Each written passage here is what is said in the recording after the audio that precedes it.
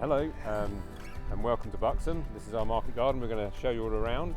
I'm David Newman, this is my partner. So I'm Tracy, and the two of us rent 16 acres of the 100-acre Shabbington Field Farm. So David's family moved here in 1977, and I've been running the market garden here since 2008, and we're mainly growing seasonal fresh produce ranging from baby leaf salad right through to brassicas, root vegetables, and hot crops in the tunnels, so tomatoes, cucumbers, peppers, chillies, sweet potatoes and melons. And then we sell the majority of them now through our farm shop. So we're open 2 half days a week, and we employ up to 9 young people helping us in the farm shop, and run a kids club where we get people excited about vegetables, plants, food, and generally getting their hands into the soil. So the farm is, if you look at the geological maps, it's an indeterminate soil type, but it really equates to the fact it's a sandy clay loam. Generally it's quite nice for the growing season, can get a bit wet and sticky in the winter. Basic setup of the system is on a herbal lay which is down for 3 years, and at the end of the 3rd year, going into the following spring, we'll then graze the lay down quite hard, and then we plough it over, and then we go into veg production for 1 year, which is over to our right, and we'll have another look at that in a minute. And then the rest of the time the soil's been fed by the herbal lays and been grazed by the sheep. So these sheep actually belong to a neighbouring farmer, so they've got 2 different flocks, and they bring them in and rotate them across the plots. So we're not topping using fossil fuels and tractors. They're adding to the soil fertility. They bring a lot more birds in, so that's a real benefit to us, as well as fertilising the ground as they go. But if you look, we've got 2 tree lines over here and 2 tree lines over there. This is year 3 of agroforestry. So these are breaking up the plots and bringing it more roosting spaces for the birds, so the birds will come in and eat the insects. They'll create shelter when they get bigger, and they'll bring us more fruit crops for the shop. So obviously the important thing that we're working on is regen farming, basically because we want to make sure that the soil is in better health than it was when we started, rather than just maintaining it or depleting it. And obviously for us, achieving that is working with our herbal lays and not overcropping the land. So as I explained, we only actually take a cash crop or vegetables crop off 1 year in 4.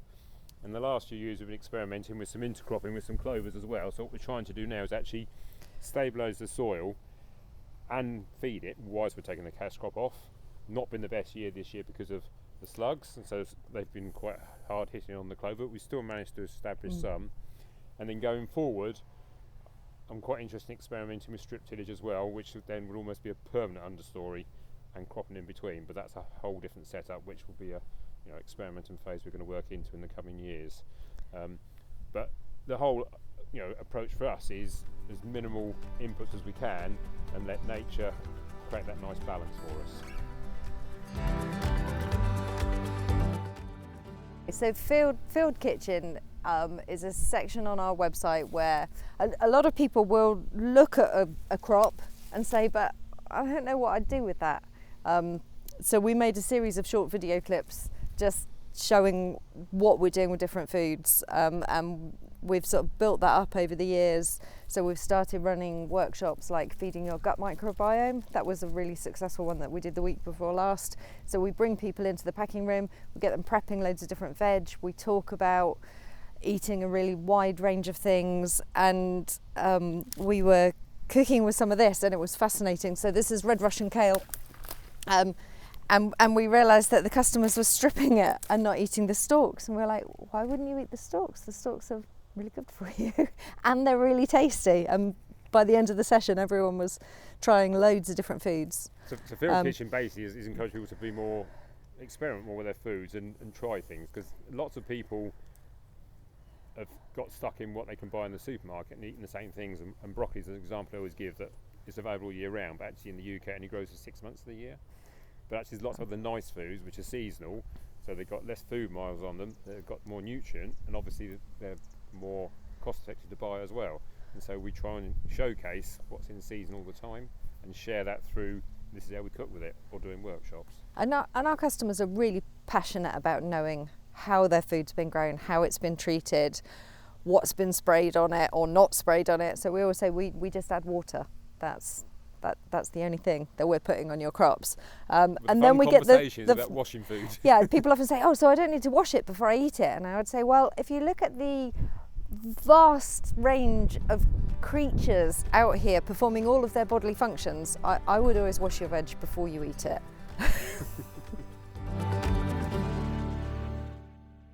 The process of being shortlisted, so going through each step. When you get firstly, we had a Zoom discussion to get to the first phase, and then we had the judges come round, and obviously then you get invited to groundswell if you're one of the 3 finalists.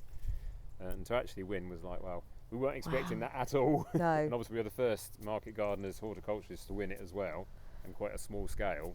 And they were quite, and they were very taken about what they found when they came here. It was really nice actually to bring the judges around the field and everyone get their hands in the compost heap, and we dug some pits in the field and got into exploring and seeing other people being really passionate about the soil, because you can feel a bit nuts if you spend too much time talking about root nodules and hops and compost and soil health. I can talk about vegetables forever. That's the trouble. Yeah, we do occasionally bore people, but the judges were really passionate about it too. So it was really good, and also to talk to other farmers. There was a dairy farmer, wasn't there, and there was an arable guy, and there's lots of crossover. Farmers are often accused of damaging everything, and people get quite caught up on all the hedgerows that got ripped out years ago. So it's really important to get out there and talk about the good stuff that farmers do, and the farm clusters that we work with, and the bird boxes and the owl boxes and the kestrels that all fledged on the farm this year, and the baby barn owls last year, and hedgehogs out in the field, which is amazing. And getting the kids, when they come in, recognising hedgehog poo and learning what they should and shouldn't put out to encourage hedgehogs in their own gardens. Yeah. So it felt like really nice to be recognised for being slightly odd. So this is our reservoir. So this holds 1.5 million gallons, fed from the land around the market garden to water the market garden. So if you like, it's almost like a circular economy, if you like, really, because we're just reusing the water and it goes back out into the drainage system and away into the ditches. So basically this means we don't have to buy any water, but also it's a great source for wildlife as well.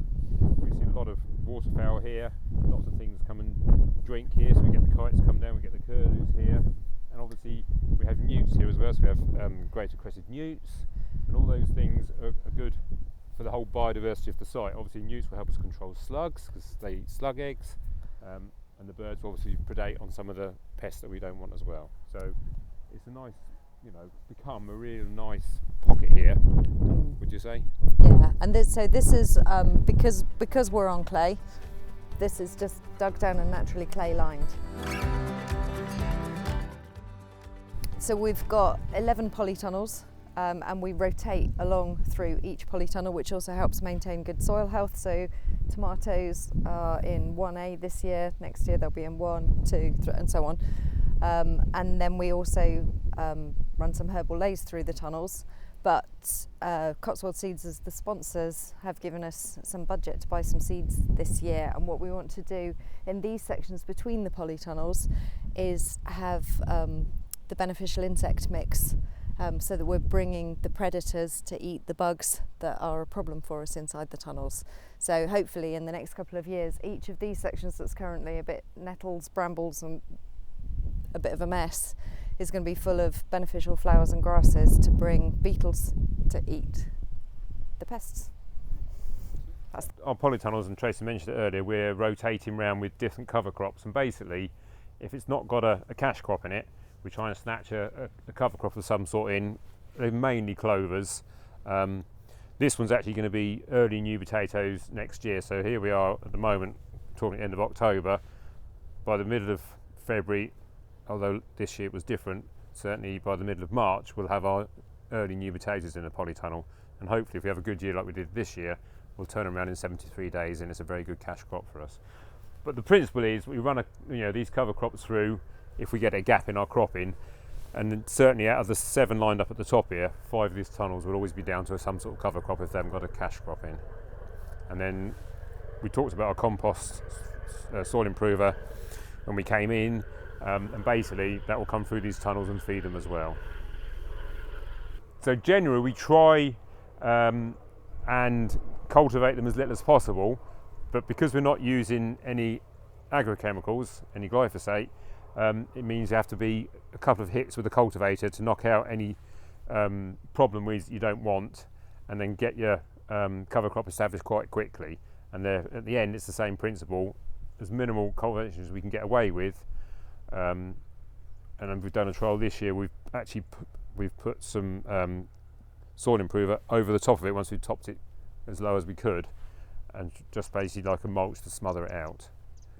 Some areas the trial I'm running this year, I'm doing a little bit of strip tillage trial. We've basically sown the cover crop in strips. So rather than a whole mat that you can see here, we've got some where I've spaced them out, basically 1/2 metre apart, and it's a micro or a small clover.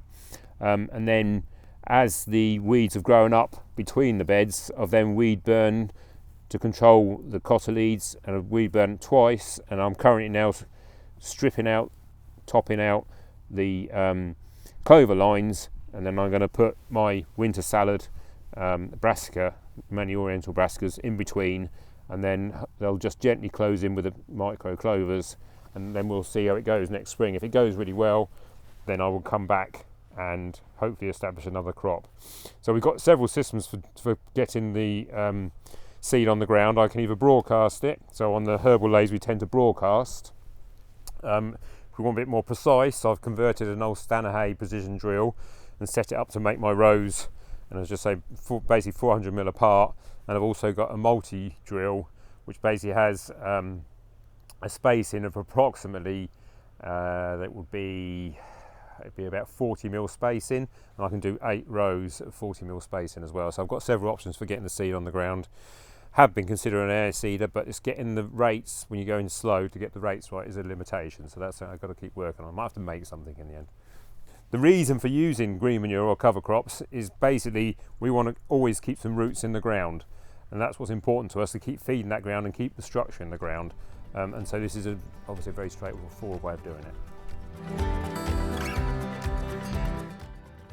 We are playing with mixes. Cotswold are helping us with different mixes for our tunnels. So initially I was using something called a vineyard mix, which I had the brassicas taken out of it, because we use quite a lot of brassicas in our system anyway, so I didn't want those to perpetuate in the soil and cause soil problems, clubroot being the obvious one. And so mainly we have an annual clover mix, and we've done some different ones this year with fenugreek in it as well. And for this winter we've got another trial we're going to do with some broad beans in another tunnel, and that'll have also an undersowing crop of buckwheat, fenugreek and some clovers as well. That's only just to cover the soil and put that extra bit of structure in through the winter months, because the broad beans, although they'll be, obviously a legume, they're good for the soil, they won't cover the whole soil. So the more the roots can keep in that soil but not compete with the cash crop, and that's quite a tricky one to do. We've had problems on some of the outdoor plots last year with the clover intercropping, where some of the shallow rooted crops didn't cope very well, but other crops did very well. So celeriac and celery didn't like the competition because they're both very shallow rooted, as was the clover intercrop, whereas a crop like carrots grew through it beautifully because they're looking for nutrient further down, they just go straight down. So there's quite a lot of learning to be had. Obviously we don't tend to do everything on block, and just experiment and see what works best, and obviously your soil type and the seasonal factors in there as well. So one of the things you're asking about is the SFIs, and basically for us it fits in with the Herbal Leys, which obviously is an option. Intercropping, so here we're looking at some intercropping lines. So this is the debris from our squashes and pumpkins this year, mainly squashes, and we established between them these lines of micro clover. So this is Aberace clover, and basically when we put the plants out, so we grew the squash plants from seed, planted them out with a tractor mounted planter in the spring, about second, third week of May, depending on the ground conditions. And at the same time, then we put the seed in with the converted Stanahydri that I've got to establish the intercrop. So this is another option on SFI. And then obviously when we walked in, we were looking at our agroforestry, which although it's not available in our first application for SFI, it will be available when we make the amendments next year. So at the moment we've got 3 options we're running on here with SFI. This is our farm shop. We're open 2 half days a week, so we're open for 9 hours a week, and the rest of the time we're sowing, growing, harvesting and marketing what we've got. We stopped advertising, or we stopped paying for advertising several years ago. Word of mouth is what brings most of our customers, and it is really lovely to see people bring their friends, their neighbours, new people to the village, and a customer base that's really passionate about eating seasonally and eating local. So we share what we do and how we do it, and that brings more and more people. All our produce is sold through our farm shop, and then 1 or 2 restaurants we've been dealing with for a long time, and that's how we market all the produce.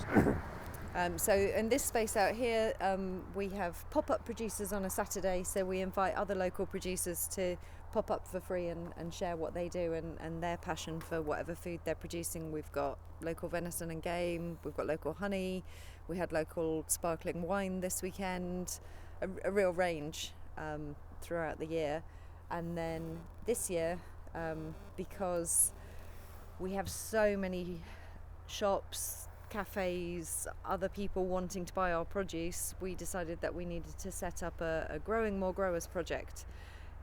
So the idea is that other local farms will offer up an acre or 2, and we will help them to develop a growing space so that we can have more people getting more access to local food and more people involved in the land and understanding where their food comes from.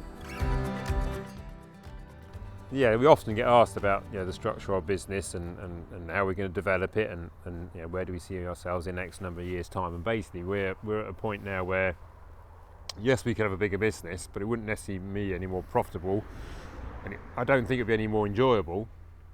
And so as Tracy was just saying, with the Growing More Growers, we'd rather encourage more people to set up market gardens like us. And we could see there's no reason why each community, village, town, and certainly cities couldn't have their own, community gardens, market gardens, and much more local food produced much more locally to where it's going to be eaten. And that will be the ideal, and we'll encourage as much of that as we can. In our business, we don't want it to get any bigger really. We're just happy with our customer base, and we make enough of a living.